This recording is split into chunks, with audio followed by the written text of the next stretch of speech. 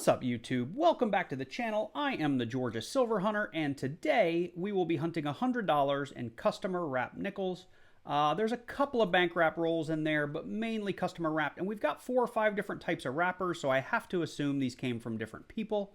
Along the way, we will be working on filling out the rest of this Jefferson album, and I'll just show you a couple of pages. We're pretty full up through about 1958. So I've got a bunch of holes still in the 30s and 40s. This is the last kind of older nickel that we need, and then we get into just missing proofs and the 2009 Philly. So it's been really slow going because I don't find a lot of war nickels. So hopefully this hunt will turn that around. That said, let's go ahead and jump into these rolls.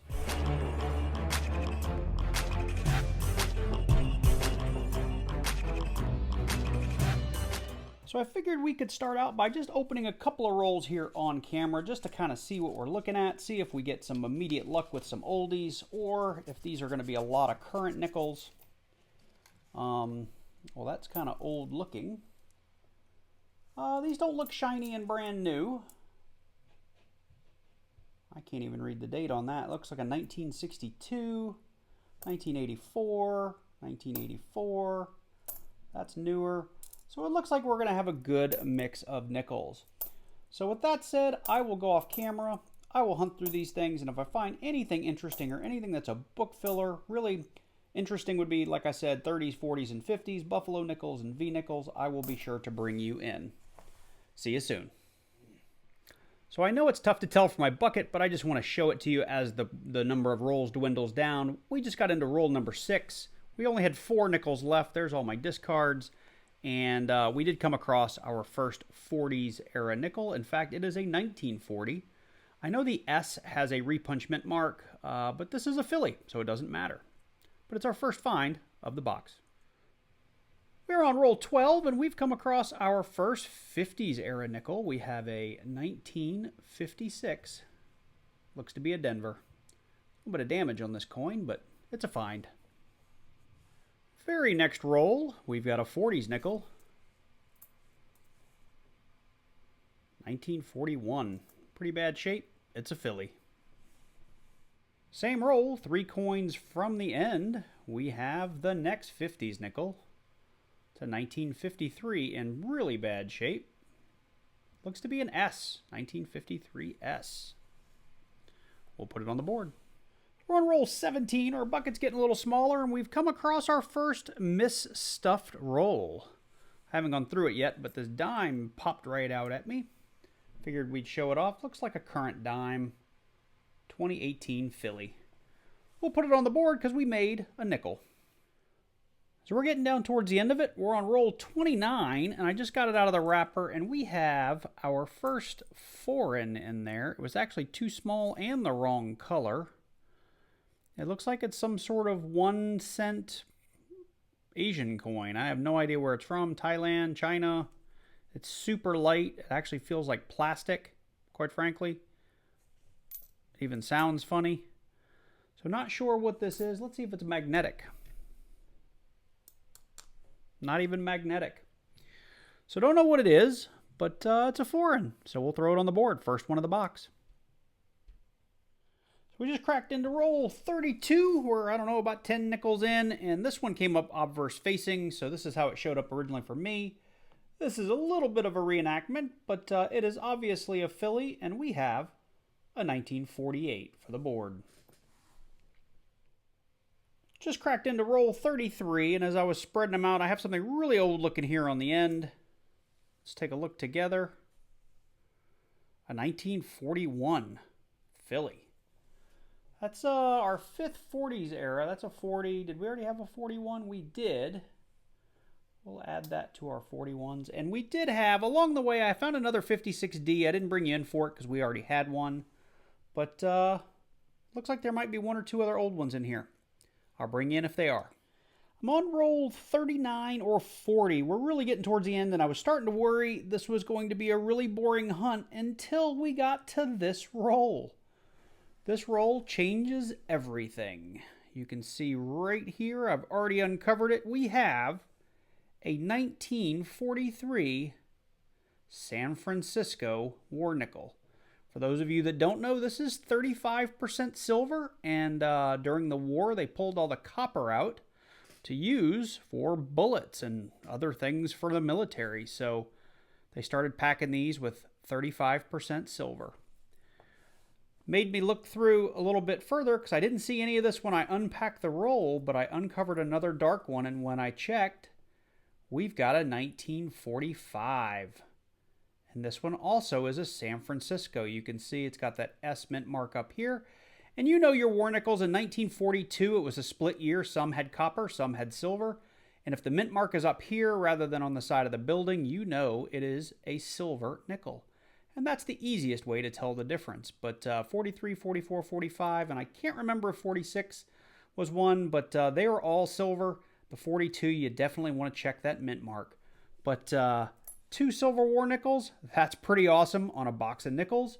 And maybe there's something else hiding in here. I'll keep going through the roll, and I'll bring you in if I find it. Well, we're getting towards the end of that same roll with the war nickels, and I feel a little bad bringing you in, but because it was in the same roll, I thought I should. We have another 1941, and this one is also a Philly.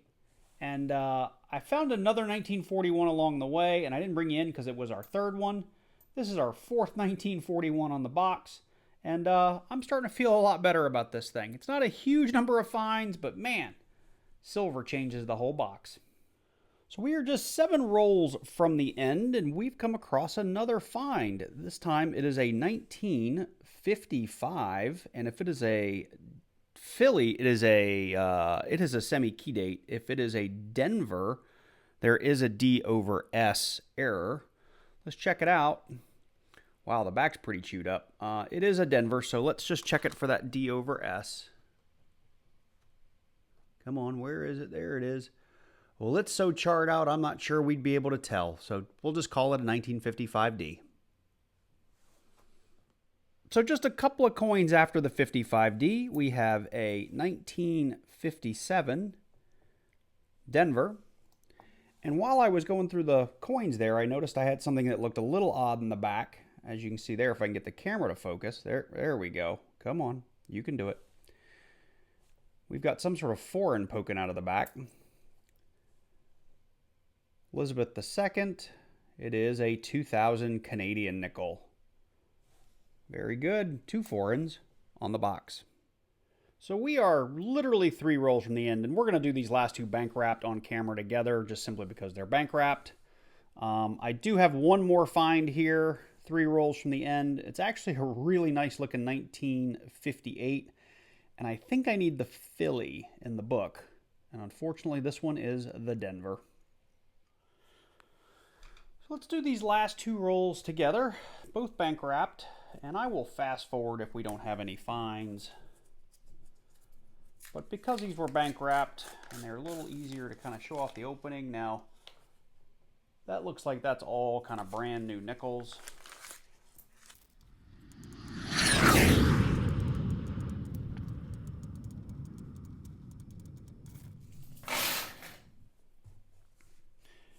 And the very last roll.